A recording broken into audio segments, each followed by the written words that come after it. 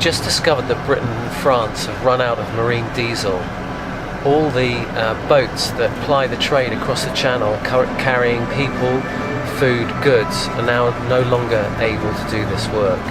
There's chaos at the ports at both sides, exacerbated by climate chaos caused by closing down of the meridian overturning current, and Norway has already plummeted 20 degrees.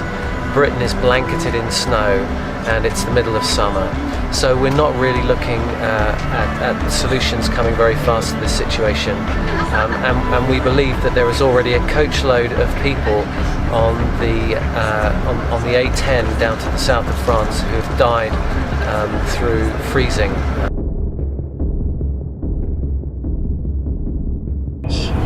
Identification. You are required to tell the police if stopped your name, date of birth and address. If the police doubt your identity, they can take you to the police station to establish it. As a foreigner, you need to carry identity papers with you. You do not have to say anything else. We've met 13-year-olds, 14-year-olds who are cutting their wrists because they are so messed up by their experiences in Afghanistan and by the situation here. And I mean, the outlook is really bad as well because of climate change.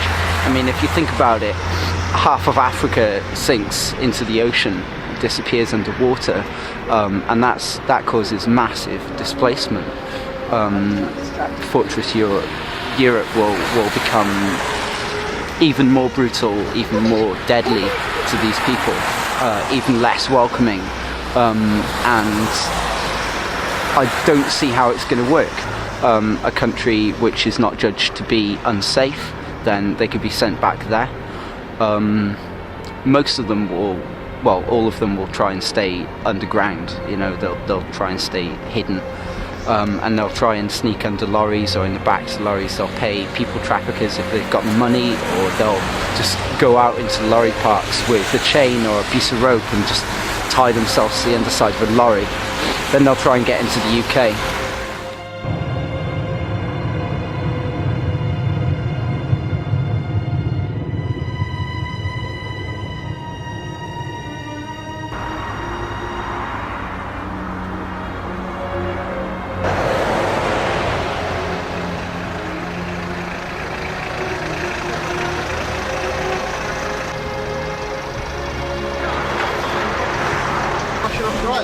Go. Get on the coach. Oh my God. Everybody Lewis, on. look at you. The ice and the snow and what have you. Well, a few hours afterwards he just passed out. He's not moved since, just occasionally licks his lips. I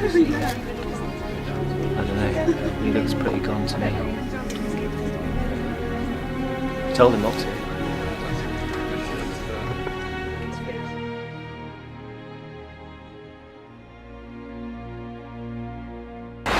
Well, we've been waiting here for days now. The buildings to my left is the water refinery. It's the last operational water refinery on this island. We're stuck here because England's closed off its borders to the rest of the world, and we're stuck here on the continent. We're fucked, man. We're fucked. This whole, I don't know what to do. People have been going on about this happening for so long. There's been films made about this, conferences going on about it, didn't achieve fucking jack shit. And now it's happened, and I can't really get my head around it. This is real now. There's been riots, food riots, water riots. We've got to constantly be watching out for roving gangs, because there are lots of people who have turned to extreme violence to stay alive. And we've had to defend ourselves in violence. This isn't a good situation. I'm at a food centre and I'm really, really hungry. This cheese was bought in a perfectly respectable establishment. We didn't just find it on the side and start eating it. Our biggest fear is that in the future, goat's cheese like this may not be available. I'm getting hungry! day 3 on the bus and feeling pretty tired, pretty exhausted, pretty restless, not really being able to move. We still don't know why we're here. I've not eaten for over a day and a half now, and I'm down to the last of my water. We can't drink the snow outside because of the factory. We've been advised it's really toxic, and morale is starting to dip. We don't really know when we're going to get out of here.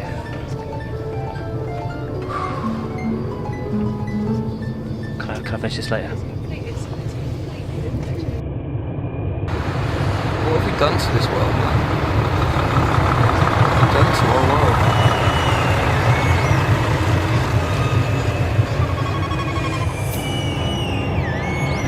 And people, if this story ever gets back home, just if it ever happens, just do not eat the snow. Do not eat the snow under any circumstances, no matter how thirsty you are, how desperate you get. Yeah, this global warming, we all gonna die.